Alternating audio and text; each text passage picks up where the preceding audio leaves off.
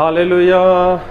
सभी को जय मसीह की। मैं अमरीक जॉय आज एक बार फिर प्रभु पिता का धन्यवाद करता हूँ कि प्रभु पिता ने समय दिया कि परमेश्वर के वचन आपके साथ बांट सकूँ। मेरा YouTube channel Hindi Punjabi Bible study Amrik Singh, इस चैनल के ऊपर मैं आपका स्वागत करता हूँ।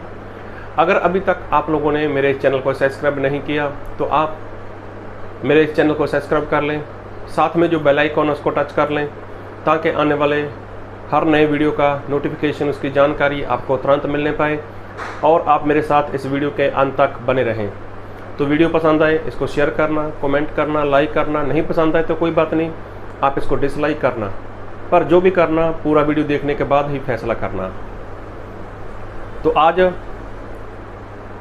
मैं जो बात करने वाला हूँ वो बात करने वाला हूँ हमारे सच्चे परमेश्वर के बारे में। जी हाँ, जिसके बारे में आप लोगों ने बाइबल से सुना है, बाइबल से पढ़ा है कि हमारे परमेश्वर वो पवित्र परमेश्वर है। वो परमेश्वर कभी भी किसी भी इंसान को दुख नहीं देते और वो परमेश्वर कभी भी किसी भी इंसान को वो किसी मुश्किल में नहीं डालते। तो आज हम उस परमेश्वर के बारे में बात करने वाले हैं, और वो परमेश्वर जो इंसान से प्रेम करते हैं, और वो परमेश्वर कभी भी किसी भी इंसान को कोई भी दुख नहीं देते, कोई बीमारी नहीं देते, और तो और परमेश्वर ये भी नहीं चाहते कि कोई इंसान वो दुष्टता करता हुआ मर जाए।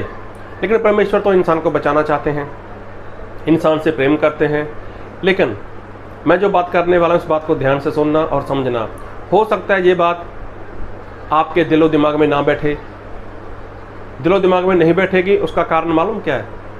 क्योंकि आपके दिलो दिमाग में पहले से ही कुछ ना कुछ ऐसा है जिसके कारण इस बात को आपके दिलो दिमाग में जगह नहीं मिलेगी, तो ये आपके दिलो दिमाग में नहीं बैठ सकेगी।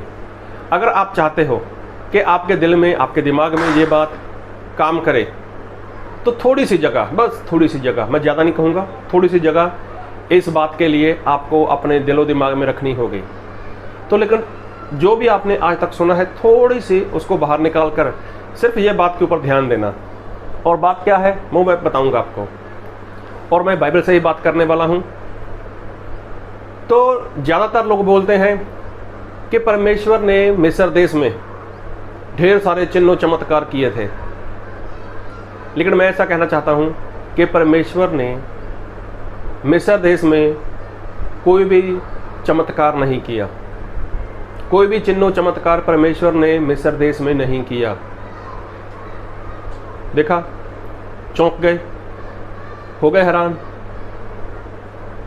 मैंने पहले बोला था आप लोगों को कि जो बात आपको मैं कहने वाला हूं वो आपके दिल में, दिमाग में नहीं उतरेगी, क्योंकि उसका कारण है, उसका कारण ये है कि आप लोगों ने आज तक यही सुना है, यही माना है, यही पढ़ा है कि परमेश्वर ने मिस्र देश में ढेर सारे चमत्कार किए, ढेर सारे चमत्कार किए।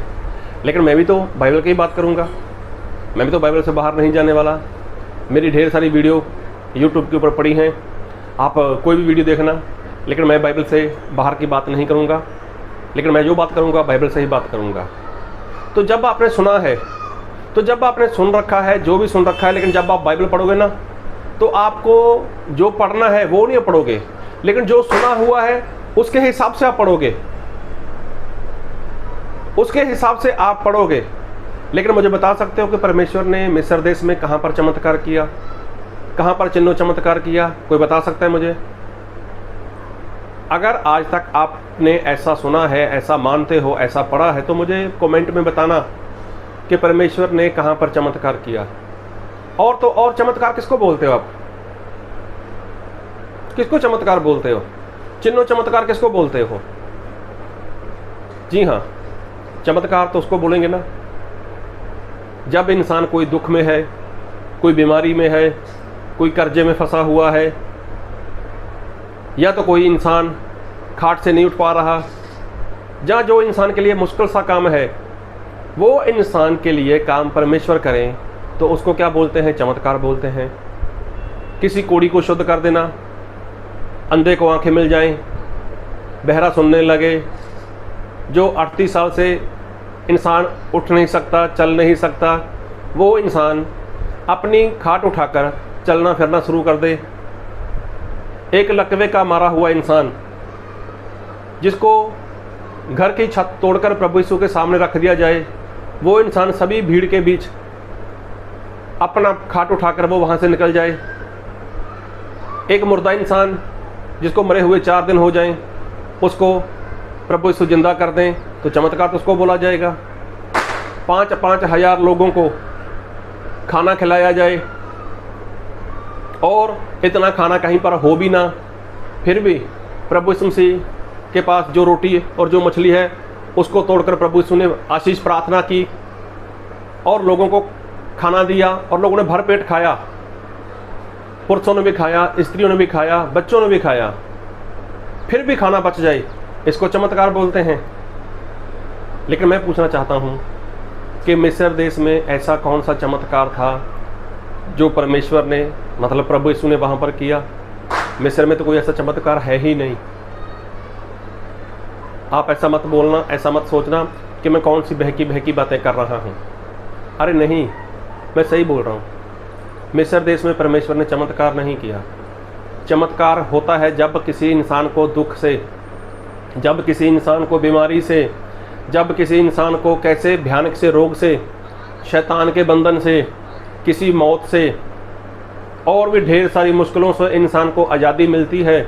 जो काम डॉक्टर लोग नहीं कर पा रहे, बाबा लोग नहीं कर पा रहे, वो काम अचानक से परमेश्वर कर दें तो उसको चमत्कार बोला जाता है।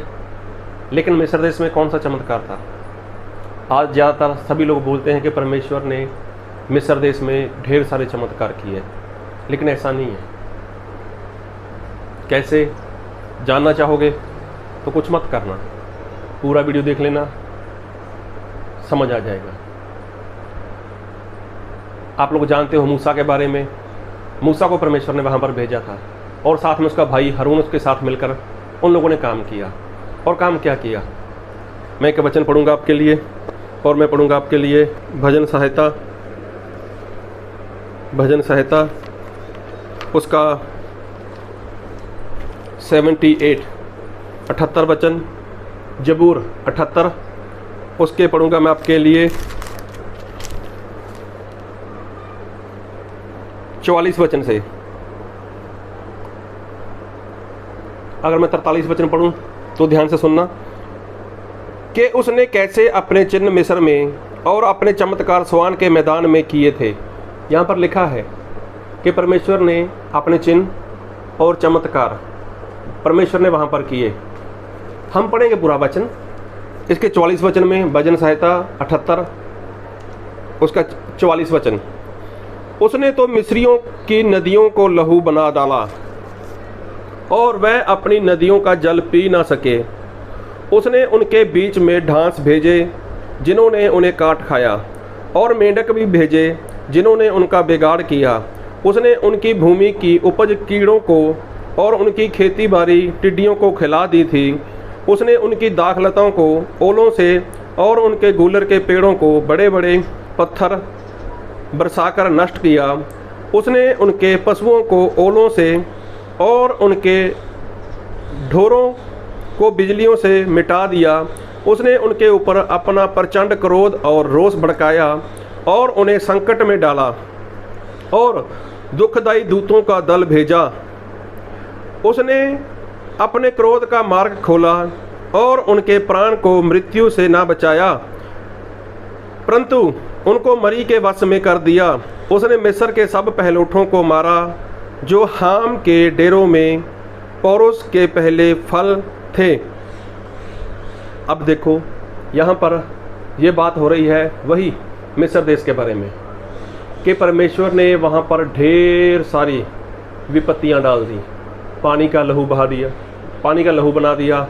वहाँ पर जुएँ आ गई, मेंढक आ गए, ओले गिरे, उनकी फसल का, उनके फल का, उनके पेड़ों का सबका नुकसान हो गया। उनके पशु मारे गए। और तो और जो वहाँ पर कुछ लोग थे जो उजाड़ में अपने पशुओं के साथ थे वो भी मारे गए।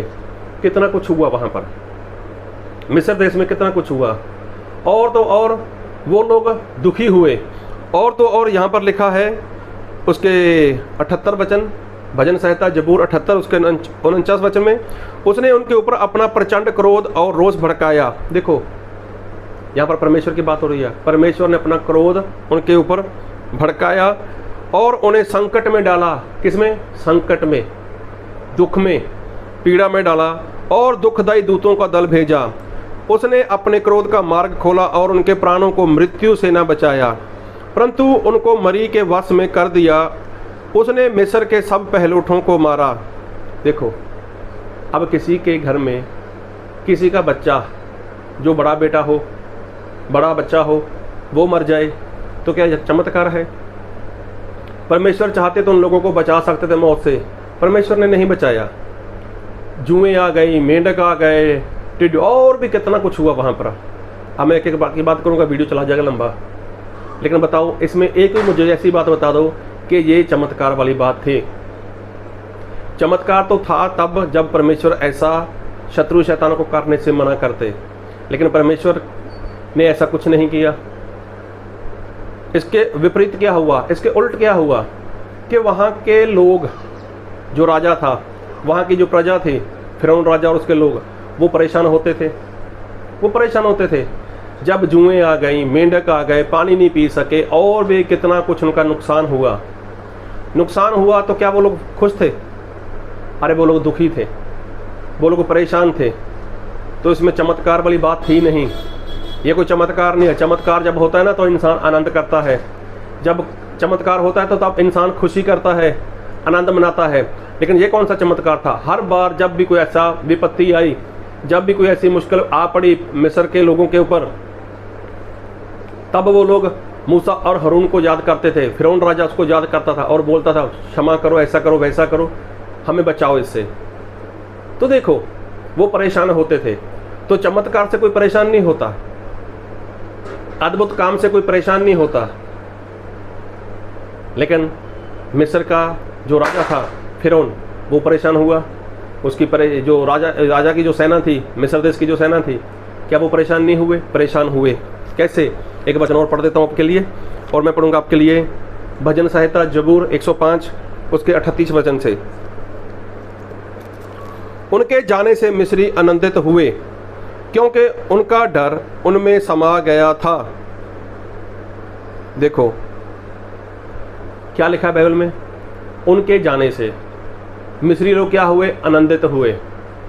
फिर देखो भजन संहिता जबूर 105 उसका 38 वचन, उनके जाने से मिस्री आनंदित हुए, क्योंकि उनका डर उनमें समा गया था। देखो वो लोग आनंद कर रहे हैं, किस बात से? अच्छा हुआ चले गए यहाँ से, अच्छा हुआ कि मिस्र में से ये जो लोग हैं, इजराइल प्रजा के लोग, अच्छा हुआ ये चले गए। तो देखो कितनी खुशी है इनको, कितना आनंद है इनको।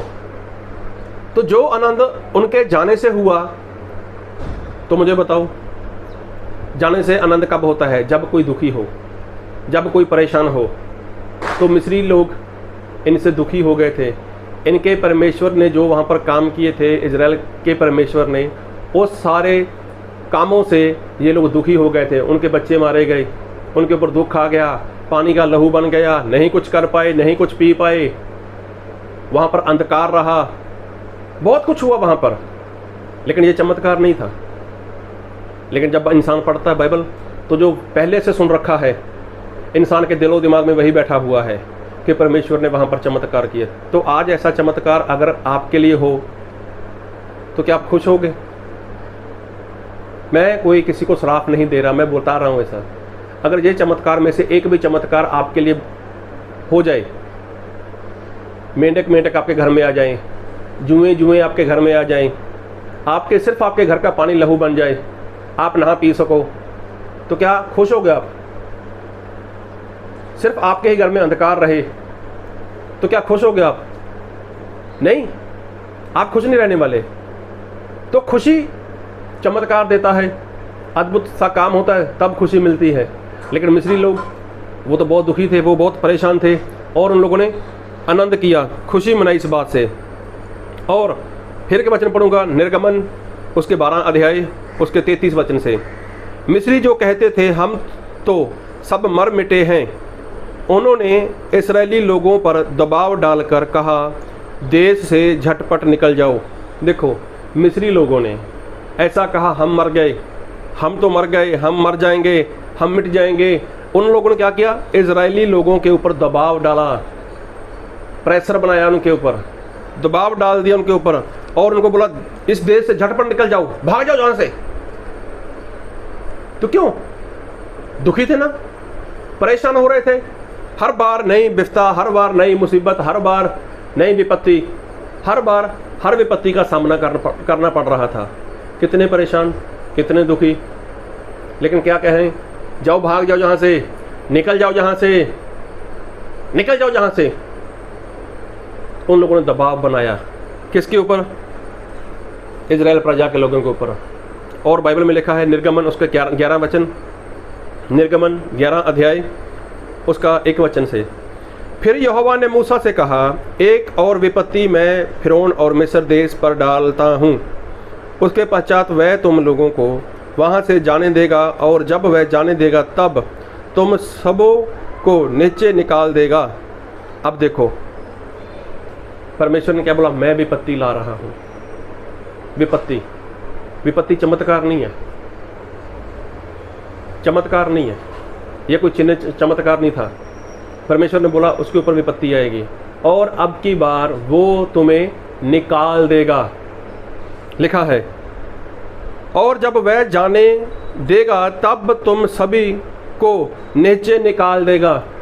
एक तो जाने होता ना, मान लो आपके घर पे कोई रिश्तेदार आ गया, आपका फ्रेंड आ गया, आपके साथ बहुत अच्छा रिश्ता रहा उसके साथ, 1 दिन 2 दिन आपके घर में रुके, आपने बहुत अच्छे से बात की, उन्होंने आपके साथ बहुत अच्छे से बात की, आपको लगा कि उनका आपके घर में आना एक बहुत बड़ी अच्छी बात हुई, एक आशीष की कारण हुआ।